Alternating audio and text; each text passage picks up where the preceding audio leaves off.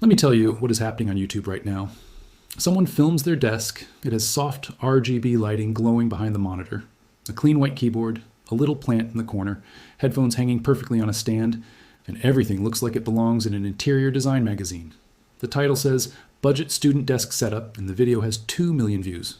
Students watch it, write down the products, open 5 different browser tabs, and spend the next 3 weeks saving up to buy everything on that list. And then they sit down at their new beautiful desk, open their laptop, and wonder why they still cannot focus, why the assignments still feel impossible, why they are still procrastinating just as much as before, maybe even more. And nobody, not a single one of those YouTube channels, will ever tell you the truth about why that happened. So that is exactly what this video is going to do. The biggest lie about budget desk setups is not about any specific product. It is something deeper than that. It is the idea that your environment is the reason you are not productive and that buying the right things will fix it. That is the lie. And it is everywhere.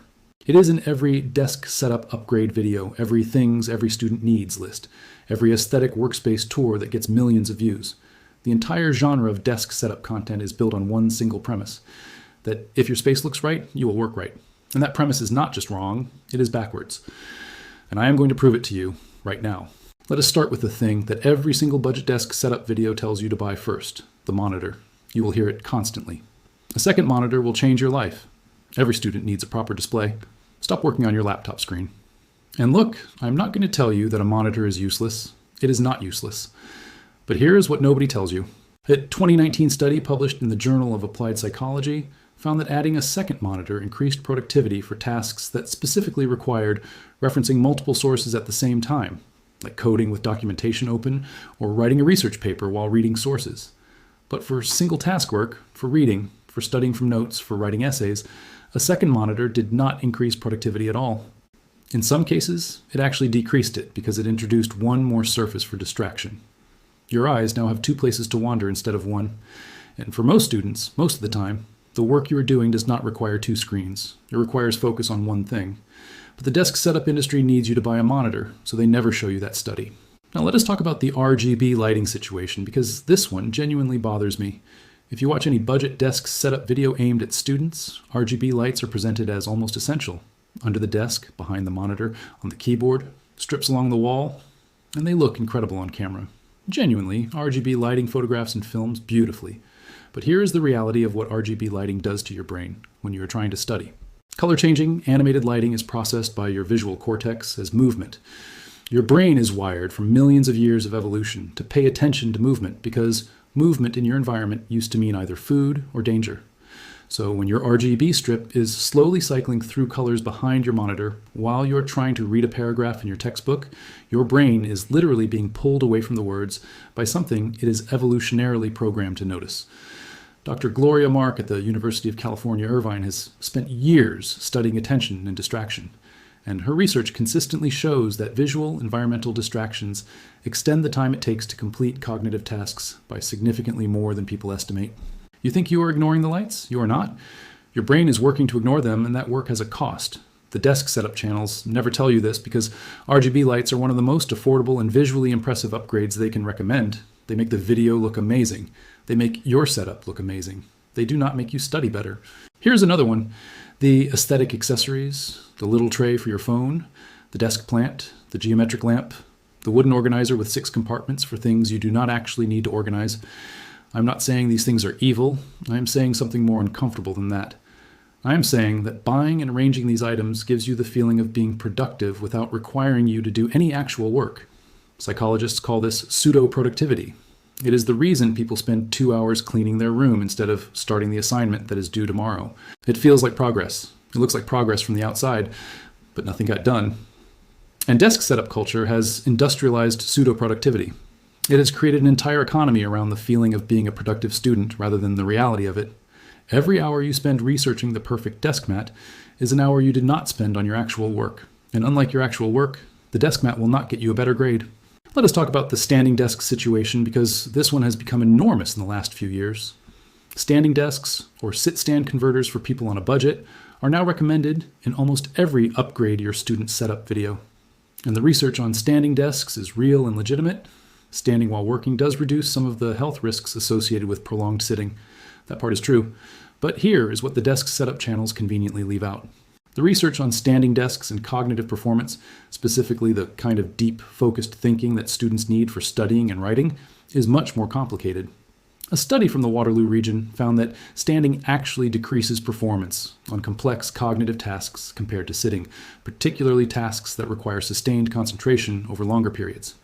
Your brain does slightly better sustained cognitive work when your body is in a stable, comfortable, seated position. Standing is great for email.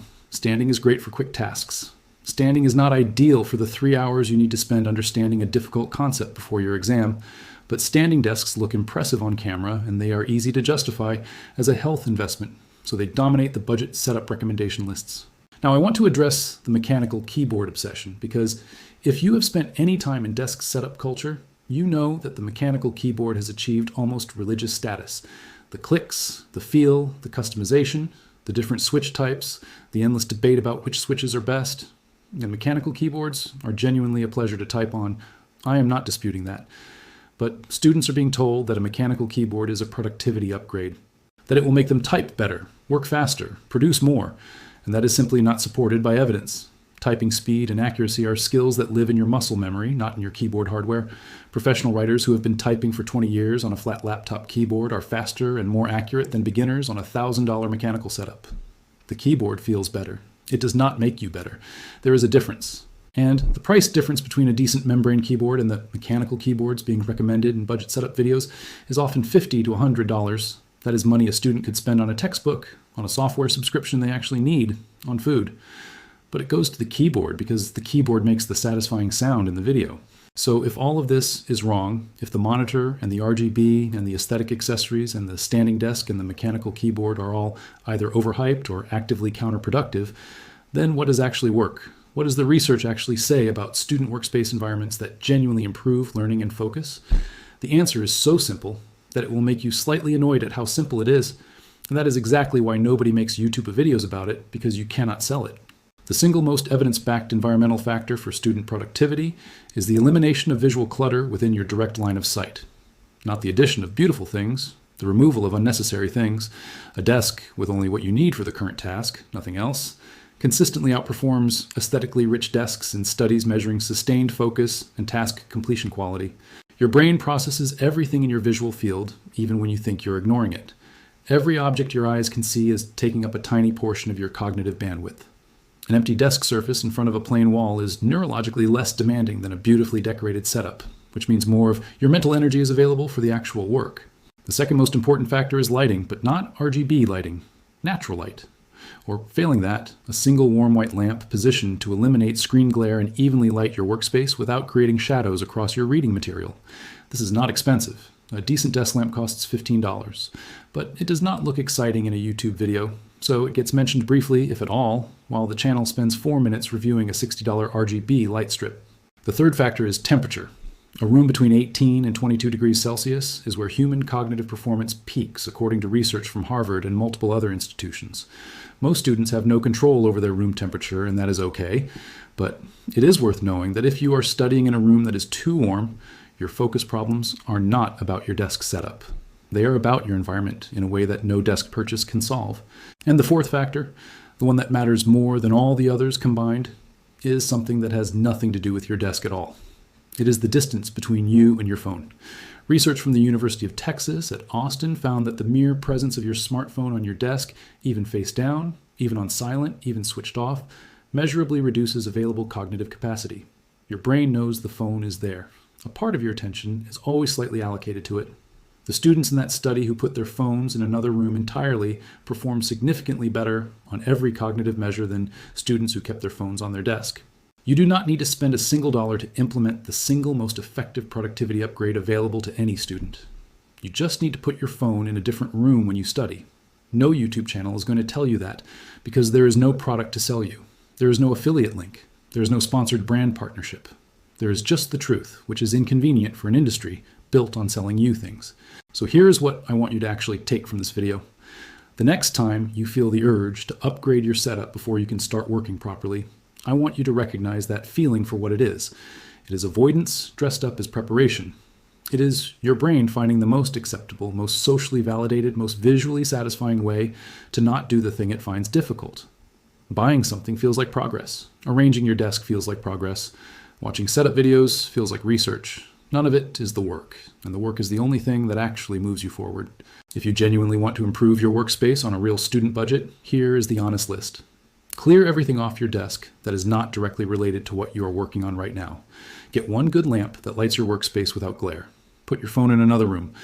If your chair is genuinely uncomfortable after an hour of sitting, that is worth fixing because physical discomfort breaks focus in a way that is unavoidable. And if you want to monitor, wait until you have identified a specific task you do repeatedly where a second screen would genuinely help, and then buy the cheapest one that serves that purpose. That is it. That is the list. It costs almost nothing. It will help you more than any RGB setup ever will, and it will never get 2 million views on YouTube because it is not beautiful and it does not have affiliate links, but it works. And at the end of the day, working is the only thing that matters. If this video made you think differently about your setup, leave a comment below and tell me one thing you're going to remove from your desk rather than add to it. That is the real challenge.